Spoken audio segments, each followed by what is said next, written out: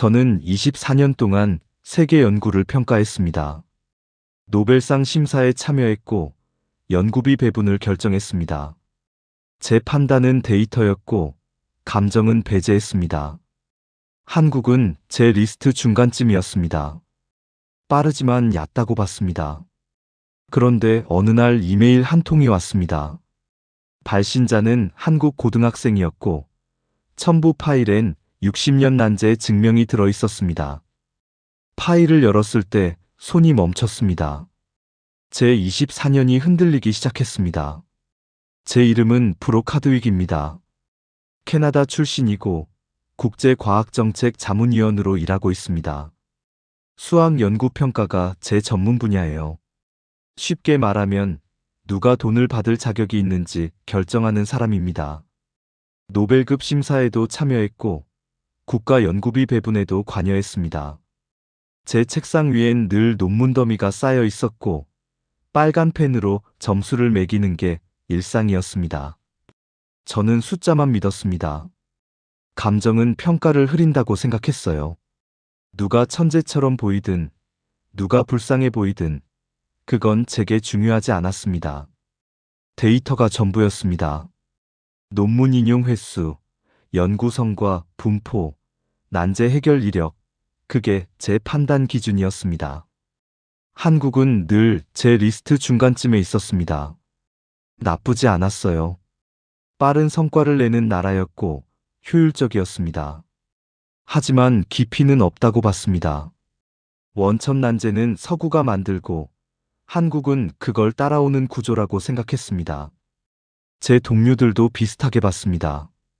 회의실에서 한국 관련 안건이 나오면 분위기가 미묘하게 식었습니다. 누군가 웃음을 참았고 누군가는 눈을 굴렸습니다. 저는 그런 분위기에 동의했습니다. 데이터가 그렇게 말했으니까요. 한국은 응용은 잘하지만 창조는 약하다. 그게 제 결론이었습니다. 심사표에 빨간 표시를 할 때도 주저하지 않았습니다. 감정은 배제했으니까요. 그런데 2023년 9월 어느 날 제 이메일함에 이상한 메일이 도착했습니다. 발신자 이름이 짧았습니다. 한국식 이름이었어요. 이메일 도메인을 보니 고등학교였습니다. 제목은 증명 초안이었습니다. 처음엔 스팸인 줄 알았습니다. 고등학생이 저한테 뭘 보내겠어요? 삭제하려다가 첨부 파일명이 눈에 들어왔습니다. 프루프 60년 난제 초안. PDF. 60년 난제라는 단어가 걸렸습니다. 저는 그 문제를 알고 있었어요. 1960년대부터 풀리지 않았던 수학 난제였고 세계 수학계가 손을 놨던 문제였습니다. 미국도 유럽도 답을 못 냈습니다. 그런데 한국 고등학생이 그걸 풀었다고요? 말이 안 됐습니다. 파일을 열었습니다. 첫 페이지에 한 문장이 적혀 있었습니다. 기존 접근법은 구조를 놓쳤습니다. 역방향에서 시작하면 연결됩니다. 저는 손이 멈췄습니다. 이건 학생 말투가 아니었어요. 누가 대신 쓴 게 아닐까 의심했습니다. 하지만 다음 페이지로 넘어가면서 그 의심이 흔들렸습니다. 증명 구조가 새로웠습니다. 기존 논문들이 시도하지 않았던 방식이었어요. 논리 전개가 깔끔했고 중간 과정이 생략되지 않았습니다. 누가 대신 썼다면 이렇게 정직하게 쓰지 않습니다. 학생이 고민한 흔적이 곳곳에 보였어요. 연필로 수정한 자국, 여백에 적힌 메모, 같은 문제를 다른 각도로 다시 푼 흔적들. 저는 20페이지를 다 읽었습니다. 손이 떨렸습니다. 이게 진짜라면 제가 믿었던 모든 공식이 틀렸다는 뜻이었습니다. 한국은 따라오는 나라가 아니라 만드는 나라일 수도 있다는 뜻이었습니다. 나는 숫자만 믿는다고 했지만 그 순간만큼은 숫자가 아니라 직감이 말했습니다. 이건 진짜다. 하지만 인정할 수 없었습니다. 확인 전까지는 믿을 수 없었어요.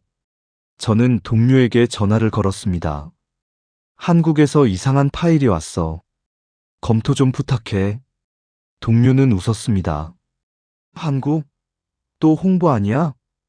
저는 대답하지 않았습니다. 파일을 보냈고 전화를 끊었습니다.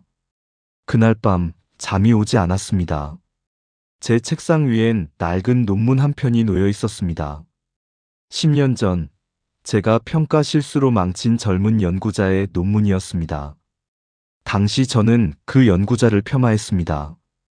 경험이 부족하다, 데이터가 약하다고 했습니다. 결국 그 연구자는 연구비를 받지 못했고 학계를 떠났습니다. 2년 뒤 다른 사람이 같은 주제로 노벨상을 받았습니다. 저는 그때 배웠어야 했습니다. 평가자는 완벽하지 않다는 걸. 하지만 저는 배우지 않았습니다. 여전히 데이터만 믿었고 감정은 배제했습니다. 그런데 이번엔 달랐습니다. 한국 고등학생의 파일 앞에서 저는 처음으로 두려움을 느꼈습니다. 제가 또 틀릴 수도 있다는 두려움이었습니다. 결론은 이미 나와 있다고 생각했습니다. 한국은 따라오는 나라다. 하지만 그 결론이 제 편견일 수도 있었습니다. 저는 창밖을 봤습니다. 캐나다의 밤은 고요했습니다. 하지만 제 머릿속은 시끄러웠습니다.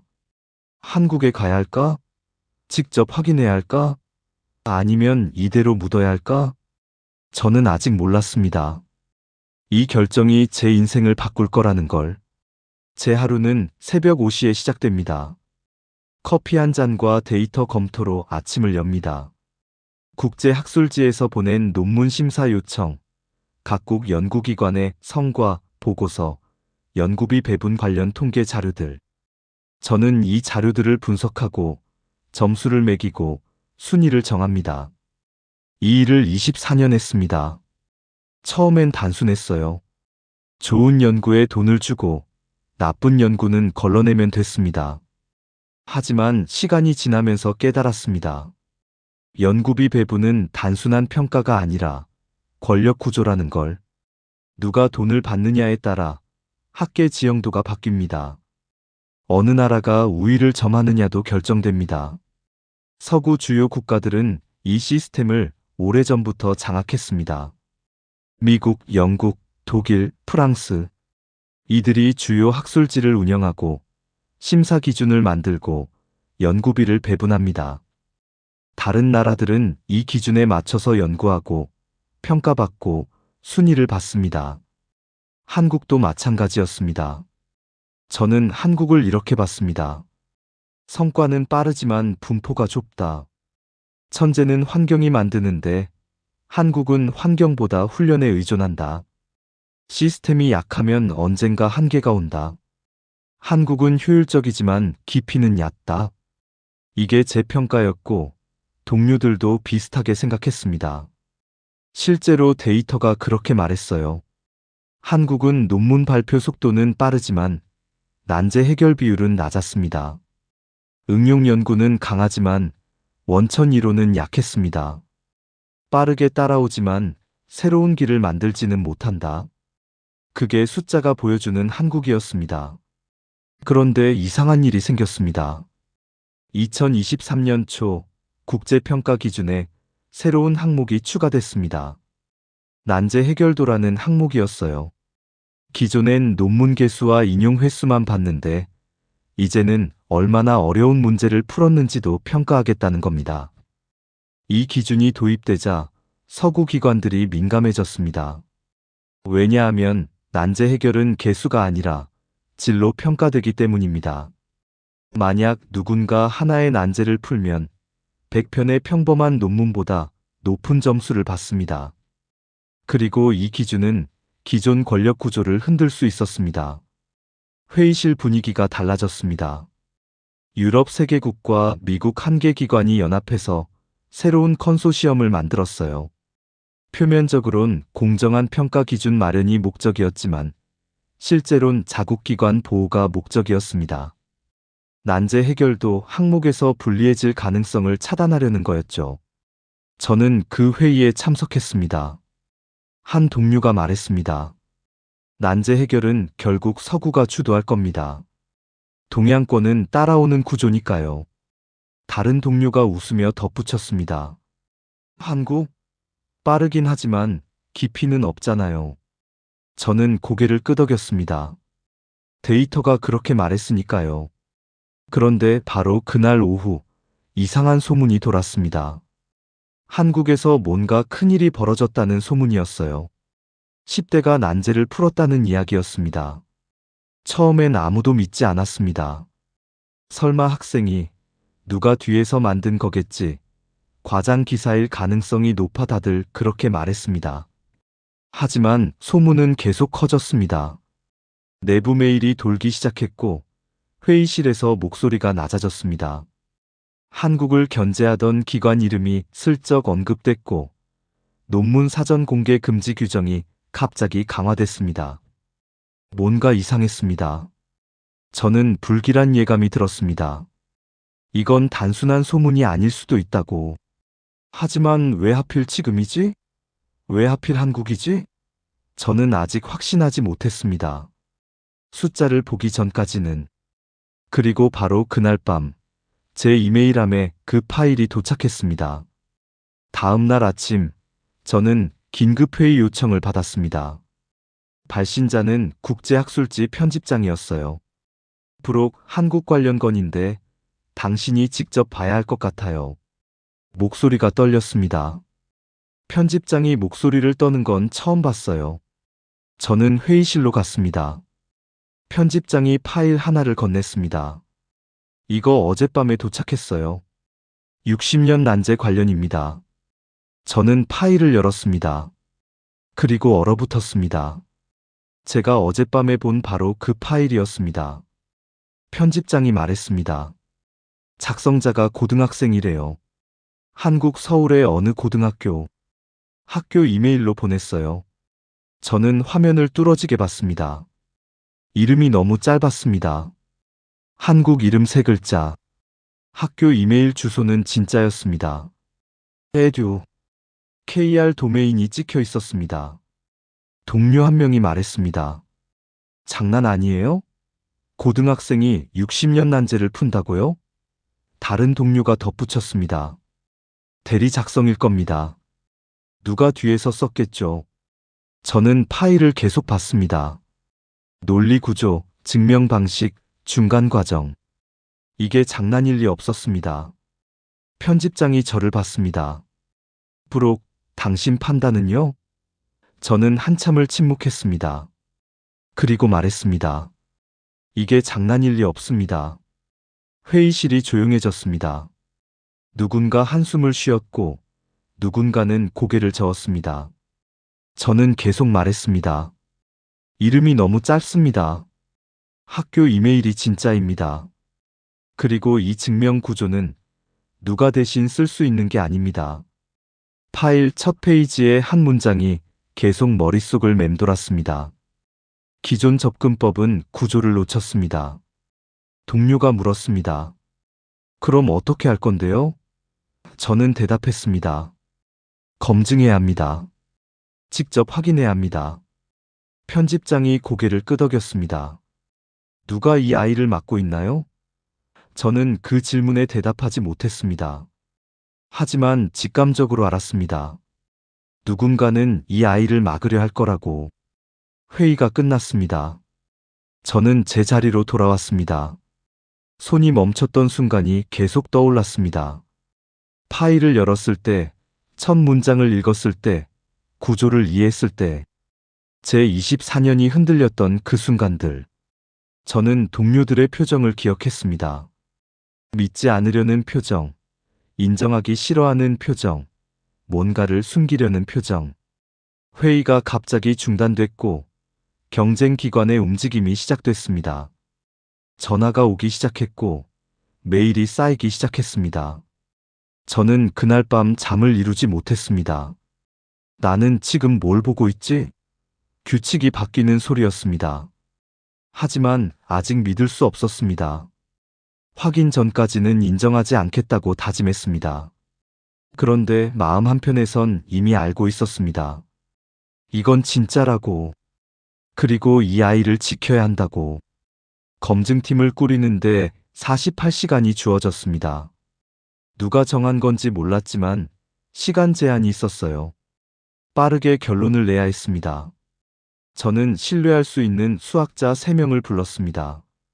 모두 난제 전문가였고 편견 없이 평가할 수 있는 사람들이었습니다. 하지만 문제가 생겼습니다. 동료들이 홍보다 대리 작성이다라고 의심하기 시작했어요. 누군가 말했습니다. 한국은 원래 이런 식이잖아요. 과장해서 발표하고 나중에 축소하고. 다른 사람이 덧붙였습니다. 10대가 60년 난제를 풀었다? 말이 안 되죠. 저는 그 말들을 들으면서 화가 났습니다. 하지만 동시에 불안했어요. 혹시 그들 말이 맞으면 어쩌지? 제가 또 틀린 거면 어쩌지? 감정이 흔들렸습니다. 데이터만 믿는다고 했지만 이번엔 달랐습니다.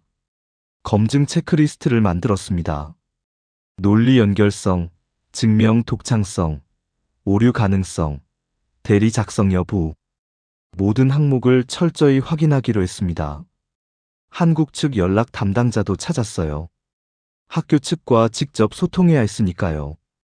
그런데 기자들이 움직이기 시작했습니다.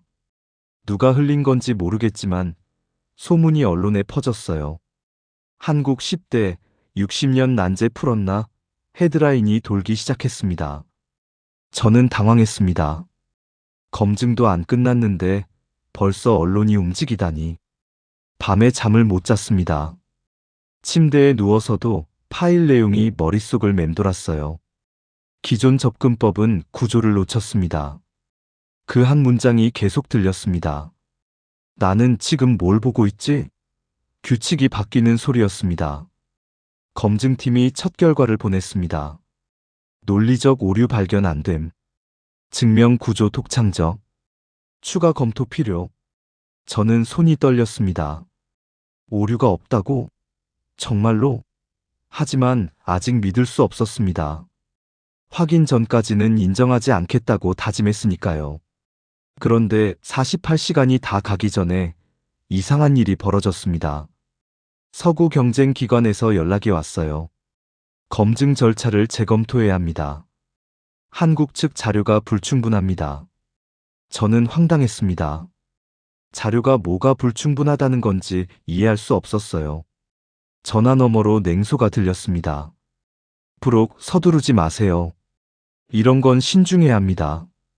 하지만 저는 알았습니다.